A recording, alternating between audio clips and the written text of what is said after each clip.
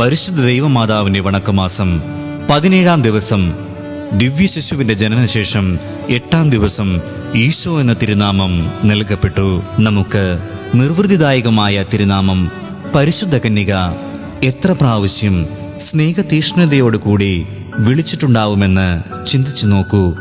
ദിവ്യശിശുവിന്റെ ജനനം കഴിഞ്ഞ് 40-ാം ദിവസം യഹൂദാചാര പ്രകാരമുള്ള ശുദ്ധീകരണ നിയമമനുസരിച്ച് പരിശുദ്ധ കന്യക ഈശോയുടെ കൂടെ ദേവാലയത്തിലേക്ക് പോയി. പരിശുദ്ധ കന്യക അവളുടെ കന്യാവ്രതത്തിന് ഭംഗം വരാതെയാണ് ദിവ്യസുതനെ പ്രസവിച്ചത്. തന്നിമിത്തം അവൾ ശുദ്ധീകരണ നിയമത്തിൽ നിന്ന് വിമുക്തിയായിരുന്നു. എങ്കിലും യഹൂദാചാര അനുഷ്ഠാനങ്ങളിലുള്ള വിശ്വസ്തത നിമിത്തം മേരി ദേവാലയത്തിലേക്ക് പോയി. നാം നിയമാനുഷ്ഠാനത്തിൽ എത്രമാത്രം വിശ്വസ്തത പാലിക്കുന്നുണ്ട് എന്ന് പരിശോധിച്ചു നോക്കണം.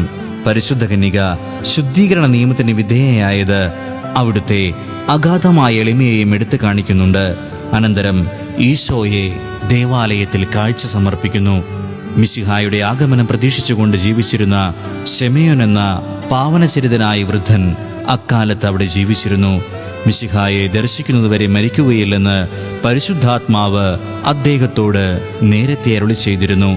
തദ്വസരത്തിൽ ശിമയോൻ അവരെ അനുഗ്രഹിച്ചുകൊണ്ട് അവന്റെ അമ്മയായ മറിയത്തോട് പറഞ്ഞു, ഇവൻ ഇസ്രായേലിൽ പലരുടെയും വീഴ്ചയ്ക്കും ഉയർച്ചയ്ക്കും കാരണമാകും. ഇവൻ വിവാദ വിഷയമായ അടയാളവുമായിരിക്കും. അങ്ങനെ അനേകരുടെ ഹൃദയവിചാരങ്ങൾ വെളിപ്പെടും.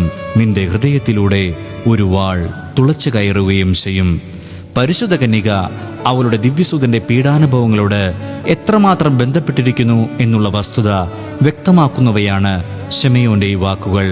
അവർ ദേവാലയത്തിൽ ഈശോയെ സമർപ്പിച്ചപ്പോൾ മനുഷ്യകുല പരിത്രാണാർത്ഥം ഒരിക്കൽ കാൽവരിയിൽ സമർപ്പിക്കുവാനിരുന്ന മഹായജ്ഞത്തെ മുൻകൂട്ടി കണ്ടിരിക്കണം. ദൈവം നമുക്ക് സന്താനങ്ങളെ നൽകുന്നത് അവരെ നല്ലവരായി വളർത്തി ദൈവത്തിന് സമർപ്പിക്കുന്നതിനാണ്. കുട്ടികളുടെ നല്ല വളർത്തലിലും സ്വഭാവ രൂപീകരണത്തിലും കത്തോലിക്ക വിദ്യാഭ്യാസത്തിലും മാതാപിതാക്കന്മാർ എത്രമാത്രം ശ്രദ്ധ ചെലുത്തുന്നുണ്ട്. അവരുടെ ആത്മരക്ഷയിലുള്ള ഉത്തരവാദിത്വം നാം വിസ്മരിക്കരുത്.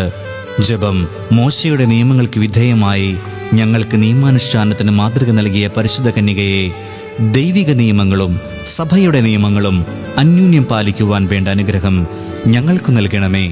അങ്ങേ ദിവ്യകുമാരനെ ദേവാലയത്തിൽ കാഴ്ചവെച്ചുകൊണ്ട് ലോകരക്ഷയ്ക്കായി അങ്ങേ പുത്രനെ സമർപ്പിക്കുന്നതിനുള്ള സന്നദ്ധത പ്രകടമാക്കി ദിവ്യമാതാവേ, ഞങ്ങൾ അങ്ങേ ദിവ്യസുതനെയും അങ്ങയെയും സ്നേഹിച്ചുകൊണ്ട് വിശ്വസ്തതാപൂർവം ജീവിക്കുവാനുള്ള അനുഗ്രഹം പ്രാപിച്ചു തരണമേ.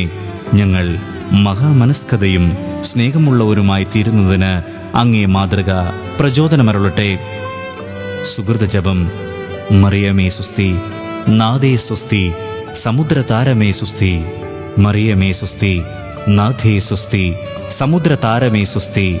മറിയമേ സുസ്തി, നാഥേ സുസ്തി, സമുദ്രതാരമേ സുസ്തി.